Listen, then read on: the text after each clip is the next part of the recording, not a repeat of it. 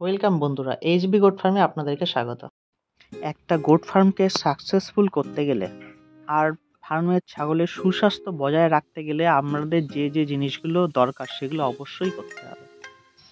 পর্যাপ্ত পরিমাণে যদি আমাদের ঘাসের জমি বা খাবারের ব্যবস্থা না থাকে, কখনোই একটা ফার্মকে সাকসেসফুল জায়গায় নিয়ে যাওয়া যাবে না। কারণ ছাগলগুলোর চেহারা খারাপ থাকলে তাদের সঠিক বডি গ্রোথ হবে না, বডি ইমিউনিটি পাওয়ার অনেক ডাউন থাকবে, পর্যাপ্ত পরিমাণে বাচ্চা দেবে না বা বাচ্চার বডি গ্রোথ ঠিকঠাক থাকবে না। একটা খাসি ছাগল আমরা একটা নির্দিষ্ট সময়ের মধ্যে তাকে সেল করতে পারবো না প্রপার বডি ওয়েটে।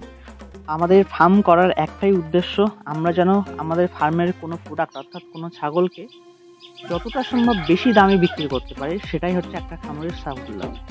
তো সুতরাং আমরা যদি একটা দেশি ছাগলকে 7,000 বা 7,500 যদি সঠিক বডি গ্রোথে সেল করতে পারি, তাহলে যে প্রফিট হবে আমরা সেটাতে যদি 4,000 4,500 এভারেজে সেল করি, তাহলে কিন্তু আপনারা বুঝতে পারছেন একটা ছাগল থেকে আমরা কী পরিমাণ প্রফিট হতো। আর যদি 5,000-এ সেল করি, প্রফিটের খরচাটা উঠছে কিন্তু এক্সট্রা প্রফিট যেটা সেটা কিন্তু আমরা সেই ফার্ম থেকে কামাতে পারছি। সুতরাং একটা ফার্মের ভবিষ্যৎ কিন্তু আপনার হাতেই।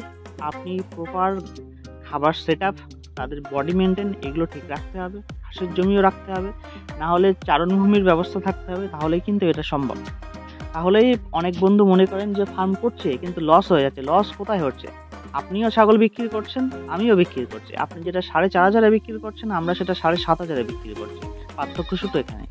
অনেকে এবার অন্য কথা মনে করে যে যারা বিল চড়িয়ে ছাগল পালন করে তাদের ছাগলের রোগ অনেক কম থাকে, আর যারা স্টল ফিডিংয়ে ছাগল পালন করে তাদের রোগ ব্যায়াম অনেক বেশি থাকে।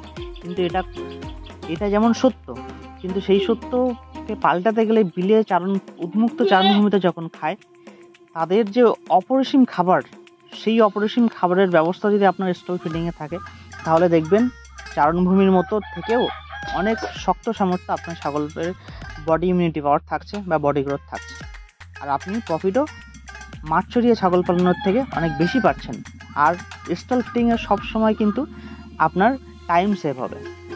স্টল ফিডিং নিয়ে পরবর্তী ভিডিও খুব তাড়াতাড়ি আপনাদের সামনে দেবো বন্ধুরা। ভালো থাকবেন।